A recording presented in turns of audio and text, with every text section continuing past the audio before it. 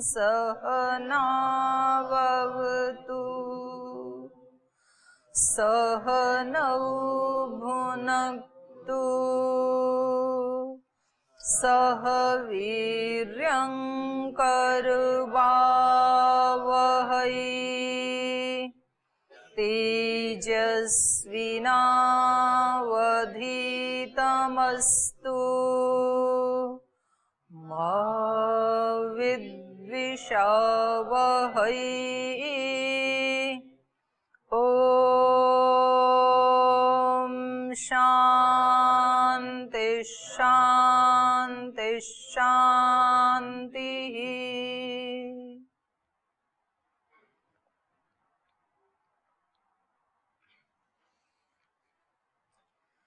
कल क्या बताया था गीता में, कितनी प्रकार के प्राणी हैं इस सृष्टि में? कितने प्रकार के प्राणी हैं? कौन कौन से?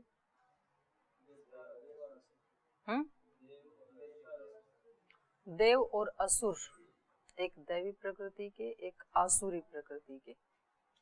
दैवी प्रकृति के कौन है? बहुत अच्छा, माइक दो उसको। दैवी प्रकृति के कौन है? ओम दीदी, जो करने योग्य है उसको जो करते हैं वो दैवी प्रकृति है। और असुर कौन है? जो ना करना होता है उसको भी कर लेते हैं, वो असुर हैं। और करने योग्य क्या क्या है? अच्छे कर्म दीदी। नहीं, इसमें बताए ना 26 गुण जो बताई, वो करने योग्य हैं। करने योग्य क्या है? जो पहले 3 श्लोक में 26 गुण बताए हैं वो करने योग्य हैं, और उससे उल्टा न करने योग्य है। तो कोई प्रश्न है आपका पीछे के पाठ से, कल के पाठ से? पीछे माइक पहुंचा ना भाई, दुर्गेश जी को। अच्छा, लेके बैठा है। हाँ ओम दीदी जी, दीदी जैसे कहा जाता है कि संसार में मतलब सुख नहीं है। सुख नहीं है जी, जिसे बताते हैं कि जैसे कोई किसी को मीठा पसंद है, मीठा खाता है तो एक सीमा तक तो उसको अच्छा लगेगा, उसके बाद फिर अगर उसमें सुख, उसको फिर वही दुखदाई हो जाता है। क्या हो जाता है उसके बाद? दुखदाई मतलब वही अच्छा नहीं लगता है ना, अगर जबरदस्ती खिलाओगे तो फिर दुख देने वाला हो जाएगा। तो उस लेकिन कुछ दिन बाद अगर फिर मीठा खाता तो फिर अच्छा लगता है उसको। तो अगर उसमें सुख है नहीं तो उसको अच्छा क्यों लगता है, सुख आता क्यों है? और फिर स्वामी जी दूसरे दिन क्यों अच्छा लगता है? हाँ, फिर खाएगा तो फिर अच्छा लगेगा। उसकी एक बार में जितनी सामर्थ्य है उतना जब तक लेगा तब तक तो अच्छा ही लगेगा। तो कहते तो सुख है ही इंद्रियों नहीं। की अपनी सामर्थ्य है ना, और सामर्थ्य से बाहर होगा तो फिर तो दुखदाई होगा ही। घड़े की जितनी सामर्थ्य है उतना तो पानी उसमें भरा जाएगा, वो तो सुखदाई है घड़े के लिए भी और दूसरों के लिए भी। और उसके बाद भी आप उसको और देंगे तो फिर ओवरफ्लो होगा, फिर उसमें आ नहीं पाए, उसकी कैपेसिटी नहीं है ना उतनी। तो हमारी इंद्रियों की भोग भोगने की एक सीमा है, ये भोग ही है सारे, खाना पीना आदि, और वो भी योगियों की थोड़ी सी और ज्यादा बढ़ जाती है। तो योगी चाहे तो इतना सा खाए, 50 ग्राम 100 ग्राम, उसी में पूरा 24 घंटे बिता दे, और चाहे तो 1 किलो खा जाए। सच में स्वामी जी बोलते, बोले मैं ना एक किलो मक्खन खा सकता हूँ। खाते क्यों नहीं है? खाते हैं 10 ग्राम। स्वामी जी जिसे कहते हैं कि सभी सुखों में ब्रह्म सुख का अनुभव करो, सभी संबंधों में ब्रह्म संबंध। इसका ये मतलब थोड़ी है कि मतलब 1 किलो की भूख हो तो 5 किलो खाओ। सुख का अनुभव करो, जितनी कैपेसिटी है उतना सुखी अनुभव करो, दुखी अनुभव नहीं करो। और वो सुख भी किसका है? उसमें जो रसगुल्ले में जो रस है वो किसका है? रसो वही स रसानाम रस है, ऐसे उपनिषद में आया। सब रसों का भी वो रस है। कहीं सौंदर्य दिखाई दे आपको किसी फूल में, किसी पदार्थ में, किसी व्यक्ति में, कहीं भी दिखाई दे तो वो क्या है? सब सौंदर्यों का भी सौंदर्य है वो। सत्यम शिवम सुंदरम, सारी सुंदरता किससे है? उससे है। तो ये है ब्रह्म सुख। जहां कहीं आपको सुख दिखाई दे, रूप में, रस में, गंध में, स्पर्श में, कहीं शब्द में, तो वो सारे के सारे किसके हैं?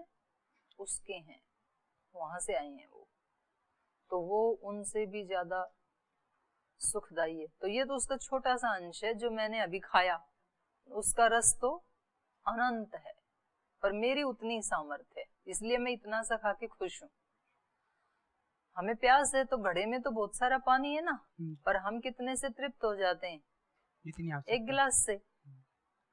इसलिए मनुष्यों ने प्रार्थना भी ऐसी ही बनाई है, तू प्यार का सागर है, तेरी एक बूंद के प्यासे हैं हम तो बस, क्योंकि हमें उससे ज्यादा चाहिए भी नहीं, हमारे अंदर एक ही बूंद आ सकती है, और वो क्या है? वो तो सागर है, तो उसकी शक्तियां, उसके सुख वो तो अनंत हैं, लेकिन हमें तो थोड़ा सा ही चाहिए। तो इसलिए रसगुल्ला या गुलाब जामुन खाते समय ये नहीं कि ब्रह्म का आनंद लेना है तो पूरे ब्रह्म को मैं ही खा लूं, तो बाकी सब क्या खाएंगे? आपको उतना ही खाना है, उसी में तृप्त रहना है, थोड़ा सा खा के। पेट को ये पता भी ना लगे कि आपने खाना खा लिया, वो भोजन सबसे अच्छा है। अगर पेट को ये पता लग रहा है ना कि थोड़ी देर पहले तो मैं बहुत भूखा था और अब मैं भर गया हूं, तो फिर आपने थोड़ा ज्यादा लिया है। तो पेट को ये एहसास भी ना हो कि मैंने खा लिया, और उसको ये एहसास भी ना हो कि जान निकलने वाली है, वो भोजन ठीक है। तो हम स्वामी जी महाराज को देखते थे भारत स्वाभिमान यात्रा के दौरान, जैसे 10-11 बजे खाना खाया, फिर 1 बजे कोई कार्यक्रम होता था या 12:30 होता था, 1 घंटे के बाद, तो वहां जाकर के न्योली करके दिखा देते थे मंच पे। तो हमें डर लगता था, अभी तो खाना खाया था 1 घंटे पहले, तो अभी फिर कर रहे हैं। तो खाते इतना ही थे, 2-4 चम्मच, तो पेट को लगता ही नहीं कि कुछ भारीपन है पेट में। तो मीठा ज्यादा नहीं खाना आपको। एक तरफ फिर कहते कि संसार के सुख से मतलब वो अच्छा नहीं मानते संसार के सुख को। अच्छा तब नहीं मानते ना जब ब्रह्म को लेस कर देते हैं, तब अच्छा नहीं है। अगर आपने उसमें पार्टीशन कर दिया, ईश्वर का सुख अलग, भोगों का सुख अलग, तो पहले तो भोगों का सुख ले लेता हूं, बाद में उसका ले लेंगे, टाइम बचेगा तो, ये दुखदाई है। क्योंकि जहां कहीं सुख दिखाई दे रहा है वो सारा ब्रह्म का ही है, तो फिर उसको अर्पित करके, उसकी शरणागति में, उसके ईश्वर के प्रणिधान में रहते हुए जितना नितांत आवश्यक है उसका सदुपयोग करना, तो फिर वो भोग नहीं रह जाता है, फिर वो प्रसाद हो जाता है भगवान का। हलवा आदि या और मिष्टान आदि जब मंदिर में भगवान को भोग लगा के खाया जाता है तो वो प्रसाद बन जाता है। उसको दिए बिना, अग्निहोत्र किए बिना, स्विष्टकृत आहुति दिए बिना खाया जाता है तो वो भोग हो जाता है। तो भोग नहीं करना, भोगों में तो दुख है और भजन में सुख है। ये सभी संबंधों में ब्रह्म संबंध, इसका क्या मतलब? वही तो हो गया, वही तो बता रही हूँ। संबंधों में संबंध वही है, भोजन के साथ भी हमारा संबंध है, रूप के साथ भी है, रस के साथ भी है, शब्द के साथ है, स्पर्श के साथ है। इन मनुष्यों के साथ, आपके जो सहपाठी हैं, ब्रह्मचारी हैं, उनके साथ आपका किस किस चीज का संबंध है? शरीरों का ही तो संबंध है। और शरीर क्या है? 5 विषयों के भोग के आयतन है शरीर। 5 जो विषय हैं उनका भोग किससे किया जाता है? शरीर से, इंद्रियों से। तो वहां सब जगह उसकी ही अनुभूति करना। आपको अपने दोस्तों से कब कब सुख मिलता है, किस किस विषय में सुख मिलता है, जिनसे आपके संबंध हैं, तो उनकी क्या क्या चीजें आपको अच्छी लगती हैं? बोलो। जब अच्छा व्यवहार करते हैं। कुछ नहीं, अच्छा व्यवहार क्या? थोड़ा सा उसको और स्पष्ट करो। जब कब अच्छा लगता है? जब कभी कभी कुछ ला करके मतलब खिला देते हैं बढ़िया चीज। क्या क्या? जब कभी कभी क्या लाके देते हैं? लाके खिलाते हैं। तो भोजन कुछ खाने को देते हैं तब अच्छा लगता है। तो ये क्या हो गया? रस का सुख हो गया। उस खाने में जो रस आ रहा है, और वो क्या है, भगवान क्या है, रसानाम रस है। तो ये जो लाने वाला है ये भी ब्रह्म का ही स्वरूप है, और जो चीज लाया है वो भी ब्रह्म का ही स्वरूप है। तो ये संबंध में ब्रह्म संबंध हो गया। और कब अच्छा लगता है, अच्छे शब्द बोलते हैं तब भी तो अच्छा लगता होगा। लेकिन कभी कभी तो यही दुख भी देते हैं ना। होगा ही वो तो उसमें भी ब्रह्म दुख, मतलब ब्रह्म दुख नहीं, दुख बाहर वाले नहीं देते, दुख हमारी रचना है, हमारी मतलब हमारे अज्ञान की रचना है। इसको थोड़ा सा करेक्ट करना पड़ेगा। दुख कब दे देते हैं, दुख वाला बता दो। कभी हमारे मतलब जब रसगुल्ला ना लाके दें वो, या हमारे प्रतिकूल कुछ भी कर देते हैं। और वो प्रतिकूल क्या, वही तो पूछ रही हूँ। अनुकूल जैसे बताया ऐसे प्रतिकूल भी बताओ। जैसे मतलब मैं चाहता हूँ कि ऐसा कार्य करें लेकिन वो नहीं करते। अब वही तो एक बताओ ना, एक आधा क्या कर देते हैं। कोई नाराज नहीं होगा, बोलो आप। जैसे किसी चीज की मतलब मांग करते हैं, जैसे कि हाँ ये चीज दे दो, फिर नहीं देते हैं तो होता है वही तो, कोई चीज मांगते हो तो देते नहीं है। या आप कहते हैं कि शोर मत मचाओ तो भी शोर मचाते हैं। आप कहते हो अब लाइट मत जलाओ, मुझे विश्राम करना है, तो भी लाइट जलाते हैं। आप कहते हो बाथरूम में ज्यादा देर मत रुको, मुझे भी स्नान करना है, तो भी 20 मिनट में बाहर निकलते हैं। यही दुख है ना जी। तो ये दुख वो नहीं दे रहे हैं, ये दुख हमने जो धारणाएं बना ली वो दुख दे रही हैं। हमने अपना एक वो पैरामीटर बना लिया, 5 मिनट में स्नान करके बाहर आए तो ठीक, 10 में आए तो गलत। जैसे मैं कह रहा हूं उसी टाइम में लाइट जलाए तो ठीक, उस टाइम में लाइट ना जलाए तो गलत। जैसे मैं चाह रहा हूं कि इतना प्रेम से धीरे से बोले मेरे से तब तो ठीक, और थोड़ा भी तेज बोले तो गलत। अब उस अगले से पूछ लो कि आप ऐसा करते क्यों हो। आपके साथ कौन रहते हैं? नचिकेता जी और नीरज जी। नीरज जी को दो। नीरज जी आप ऐसा करते क्यों हो जो इससे कष्ट मिले? ऐसा कुछ नहीं किया दे हैं? ऐसा कुछ नहीं करते हो तो उनका वो अनुभव। तो कह रहे हैं हम करते ही नहीं है, आप कह रहे हो दुख देते हैं। नहीं, वो तो उदाहरण दे रहे दीदी। तो कभी ऐसे होता है कि मतलब कोई दुख दे ही नहीं रहा होता है और हम सोच रहे हैं कि दुख भी देते हैं।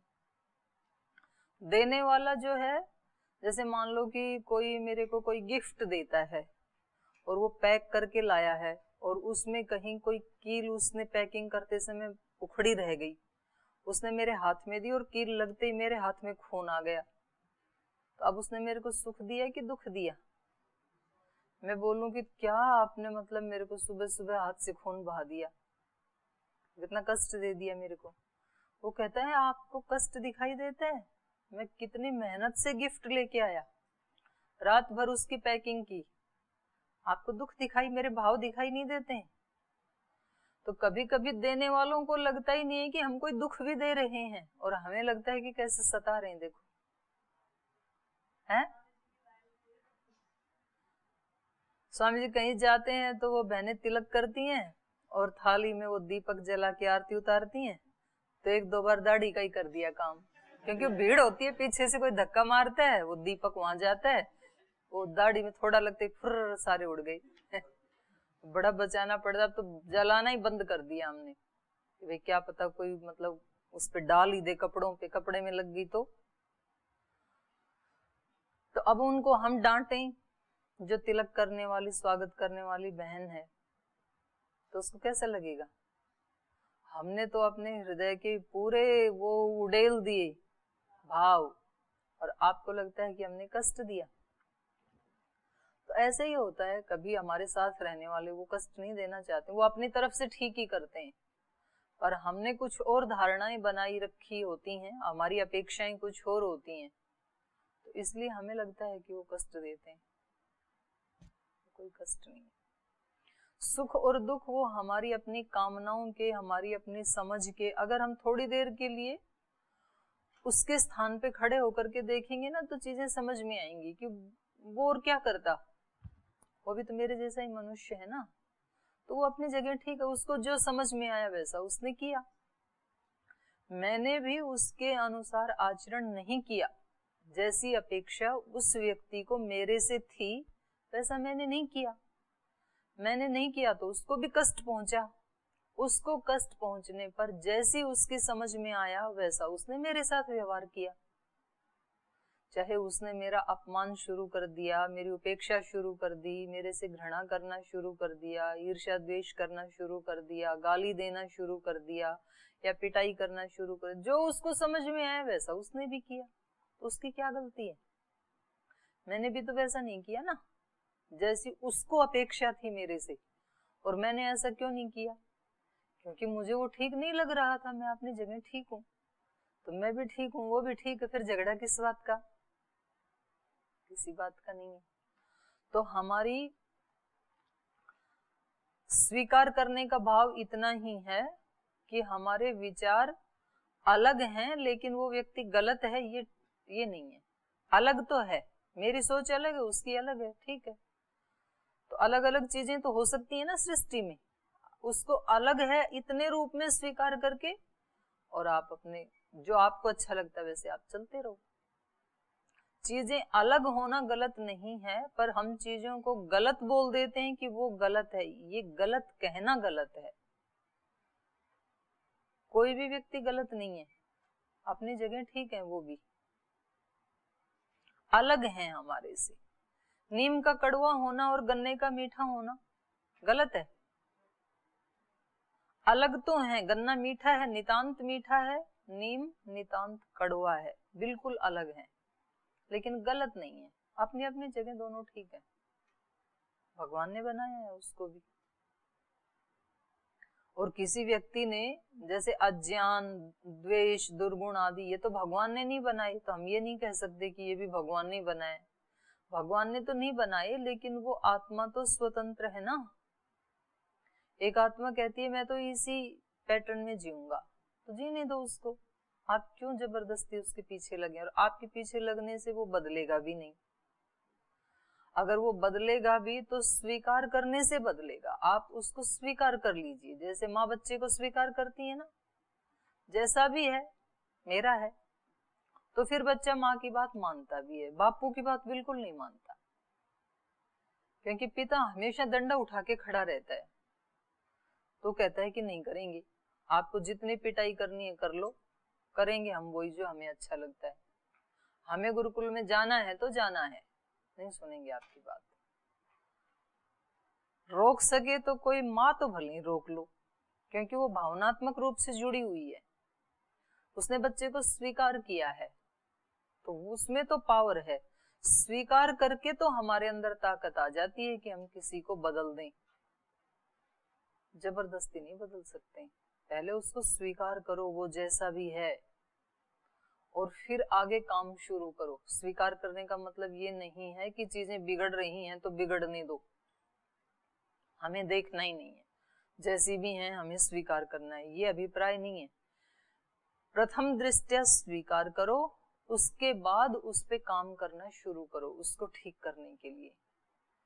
जैसे एक डॉक्टर एक रोगी को स्वीकार करता है ना, पहले तो कितना भी बड़ा रोग क्यों ना हो, उसको कैंसर हुआ है, हार्ट अटैक हुआ है, डायबिटिक है, कुछ भी रोग है, तो पहले जाते ही तो वो उसको स्वीकार करता है, जैसी भी स्थिति में है, वो क्रिटिकल स्टेज में है या मीडियम है या सामान्य, जैसा भी है, पहले स्वीकार करके फिर उसके ऊपर काम करना शुरू करता है उसको ठीक करने के लिए। और काम भी वो जितना शांति पूर्वक करेगा, जितना उच्च चेतना में रहते हुए करेगा, जितना अपने स्वरूप में रहते हुए करेगा, उतना जल्दी काम कर पाएगा वो, उतना अच्छा ऑपरेशन करेगा, उतना अच्छा इलाज करेगा। और वो खुद डिप्रेशन में है तो वो ऑपरेशन भी उल्टा पुल्टा ही करेगा, फिर कहीं के कहीं टांके लगाएगा, कहीं का कहीं काटेगा, कुछ का कुछ ही करेगा फिर। इसलिए कोई भी काम करता है कोई व्यक्ति, भले ही वो डॉक्टर है, इंजीनियर है, वो अध्यापक है, वो किसान है, वो जवान है, कोई भी काम कर रहा है, वो कोई ड्राइविंग करने वाला सारथी है, कोई भी सेवा करने वाला है, सबसे पहले जिम्मेदारी है वो अपने आप को ठीक करके निकले। इसलिए संध्या में हम क्या करते हैं, दोनों टाइम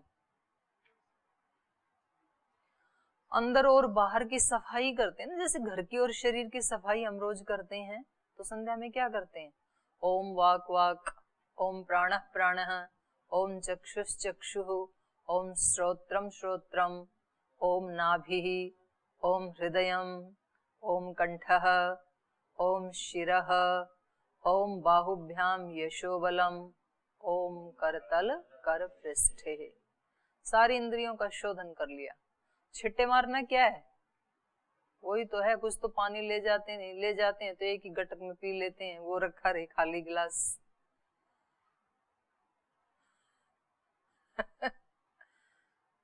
तो शोधन तो हुआ ही नहीं, वो तो लाक्षणिक था, बाहर वाला था।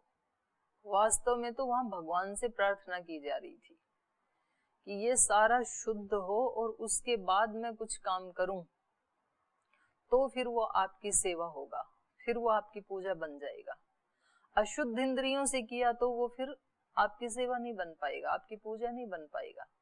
इसलिए अपना शोधन करके, जब क्लास में आते हैं तो कैसे आते हैं, नहा धो के आते हैं, साफ सुथरे कपड़े पहन के आते हैं, ब्रश आदि करके आते हैं। ऐसे तो नहीं कि उठते ही आ गए। और किसी दिन आ जाएंगे तो कैसे लगेंगे, भूत जैसे दिखेंगे फिर। तो चलो भाइयों का तो फिर भी चल जाए, बहनें आ जाएं तो ऐसे उठते ही बाल भूतनी जैसे बिखरे दिखेंगे। अब कक्षा का दृश्य कैसा होगा, कपड़े ऐसे ही पहन के आ जाएं। तो जैसे हम बाहर की स्वच्छता करके फिर हम किसी काम में लगते हैं, अपने दिन का काम शुरू करते हैं, जिस भी प्रोफेशन में हैं हम, किसी को दुकान पे जाना है, किसी को स्कूल में जाना है, किसी को कोर्ट में जाना है, किसी को ऑफिस में जाना है, किसी को फैक्ट्री में जाना है, किसी को खेत में जाना है। सबके अपने अपने काम है, भगवान ने जिसको जहां नियुक्त किया है। लेकिन सब अपने आप को ठीक ठाक बाहर से नहा धो के खाना वाना खा के तब वहां लेके जाते हैं काम पे। तो ऐसे ही अंदर से भी ठीक ठाक करके साफ सुथरा बना के इंद्रियों को, मन को, तो फिर हम जो भी करेंगे वो सारा भगवान की पूजा ही होगा। तो इसलिए पहले किसी चीज को स्वीकार करें, फिर उसको ठीक करें, ये है स्वीकार का भाव। नहीं तो कभी आदमी स्वीकार का भी उल्टा ही अर्थ समझ लेता है, बोलते स्वीकार करने का मतलब फिर वो कुछ भी करें हमारे आसपास करने दें, ये अर्थ नहीं है। वो तो लापरवाही हो जाएगी, आप अपने कर्तव्य का पालन नहीं कर रहे हैं अगर आप कुछ भी नहीं देख रहे हैं। तो जो आपकी जिम्मेदारी वो पूरी करनी है आपको। और फिर दूसरों का व्यवहार हमें कष्ट नहीं देता है। भावना तो ये होती है कि वो ठीक हो, कष्ट नहीं देता है। रोगी का जो दर्द है वो डॉक्टर को दुखी नहीं करता है, मतलब पीड़ा नहीं देता है। मन में तो भावना होती है डॉक्टर को कि ये ठीक हो जाए। तो इसलिए हमारे सुख दुख के क्रिएटर हम ही हैं, दूसरे नहीं है। तो हम ये नहीं कह सकते कि कभी कभी सुख भी देते हैं, कभी कभी दुख भी देते हैं। ना वो सुख देते हैं ना वो दुख देते हैं। सुखानुशयी रागः, जो हमने ऐसे मान लिया कि ये सुख देने वाले हैं राग के कारण, वो हमें सुखदायी लगता है। और जिन चीजों से हम द्वेष करते हैं, राग और द्वेष हमारे अंदर है, बाहर नहीं है। तो राग के कारण चीजें सुखदायी नजर आती हैं, सुखदायी है नहीं। और द्वेष के कारण चीजें दुखदायी नजर आती हैं, दुखदायी है नहीं। तो इलाज करना है तो बाहर के सुख दुख का ना करें, अपने राग द्वेष का करें। उसका जितना जितना शोधन होता जाएगा उतना उतना बाहर से चीजें कम सुखदायी और कम दुखदायी लगने लगेंगी। और जब बिल्कुल नष्ट हो जाएगा राग और द्वेष, तो बाहर की चीजें ना सुखदायी ना दुखदायी, वो अपने स्वरूप में है, हम अपने स्वरूप में। ये योगी की स्थिति, ये स्थित प्रज्ञ की या ज्ञानी की या भक्त की स्थिति है गीता की भाषा में। और यही इनका उद्देश्य है गीताकार का। गीता एक ऐसा ग्रंथ है जो सबसे ज्यादा पूरी धरती के ऊपर पढ़ा जाता है, सबसे ज्यादा। अन्य धर्मों के लोग भी पढ़ते हैं। सबसे ज्यादा लोगों का कल्याण किया गीता ने। अनेक भाषाओं में अनेक टीकाएं इसके ऊपर, क्योंकि इसमें पूरा एक समूचा जो जीवन का लाइफ का स्टाइल होना चाहिए, जो जीने की कला होनी चाहिए, वो सिखाती है। गीता कहती है उपासना करना तो बाद में सीख लेना, पहले जो काम करते हो उनको करना सीखो, क्योंकि ज्यादा टाइम आपका स्पेंड होता है काम करने में। उपासना तो 1 घंटा करते हो, काम करते हो 12-14 घंटे, तो पहले 12-14 घंटे वाले स्टाइल को ठीक करो, तो फिर वो 1 घंटा अपने आप ठीक हो जाएगा। 14 घंटे आप रोगी रहे तो 1 घंटा कैसे आप निरोग बनेंगे? तो इनका पूरा का पूरा फोकस किस पे है? काम कैसे किए जाएं। योगस्थ कुरु कर्माणि निचोड़ है गीता का, योग में स्थित होकर के। और कोई प्रश्न है किसी का? आगे चलें। चलिए, प्रवृत्तिम च निवृत्तिम च जना न विदुः आसुराः। जो असुर लोग हैं वो प्रवृत्ति और निवृत्ति के बारे में नहीं जानते। यही उनकी असुरता है कि जो करने योग्य है उसको करते नहीं है, न करने योग्य है उसको कर लेते हैं। वरना तो असुर भी तो प्रजापति की ही संतानें हैं।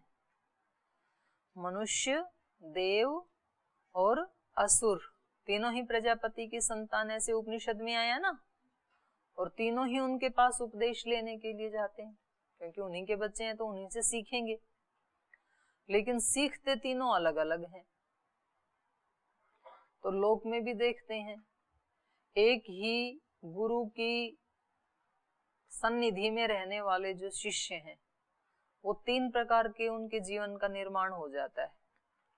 एक अति श्रेष्ठ, अति महान बन जाते हैं, दूसरी प्रकार के मध्यम श्रेणी में रह जाते हैं, और तीसरी प्रकार के सामान्य श्रेणी में ही रह जाते हैं। गुरु तो एक ही था तीनों का। तो ये अंतर क्यों आया? अपनी अपनी समझ, अपने ज्ञान, अपने अपने कर्म, उसके कारण। कितना पुरुषार्थ किया किसी ने, तो इसलिए अलग अलग क्षेत्र में, उसमें भी अलग अलग क्षेत्र में 3 श्रेणियां बनेंगी। जैसे विद्या का एक क्षेत्र है, व्यवहार का एक क्षेत्र है, आचरण का एक अलग क्षेत्र है। तो कोई व्यक्ति विद्या में तो बहुत अव्वल दर्जे का होता है, लेकिन व्यवहार और आचरण में हार जाता है। उसको आता ही नहीं है व्यवहार, उसको एडजस्ट करना आता ही नहीं है कि लोगों के साथ कैसे एडजस्ट किया जाता है, वो मात खा जाता है।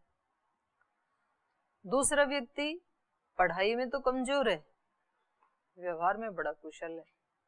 वो कहता है मेरे को कहीं भी रख दो, मैं कहीं भी एडजस्ट हो जाऊंगा, किसी के भी साथ, किसी भी परिस्थिति में हम रह लेंगे, हमें कोई दिक्कत नहीं है। उसका व्यवहार ऐसा है कि हर व्यक्ति को अपनापन लगता है, तो उसके नंबर इधर बढ़ जाएंगे। वहां कट गए थे, यहाँ बढ़ जाएंगे। एक व्यक्ति कहता है कि उसको ये व्यवहार आदि तो ज्यादा नहीं आता है, पढ़ाई भी ज्यादा नहीं आती है, लेकिन अंदर से अंतःकरण इतना पवित्र है कि उसके अंदर कोई छल कपट नहीं है, कोई कुटिलता नहीं है, कोई दुर्गुण नहीं है, दुर्व्यसन नहीं है, एकदम शुद्ध आत्मा। ज्यादा व्यवहार भी नहीं आते हैं, तो सब लोग अनायास ही उसके प्रति अच्छी भावनाएं भेजते हैं। सरलता, सरलता तो अपने आप में बहुत बड़ा गुण है। सारे गुण आ गए किसी व्यक्ति में और सरलता नहीं आई केवल, तो भी फिर वंचित रह जाएगा वो। अर्जुन को प्रसाद इसीलिए मिला भगवान का, क्योंकि अर्जुन सरल है। तो सरल होना सबसे बड़ी पूंजी है। सरल वही हो सकता है जिसका अंतःकरण पवित्र है।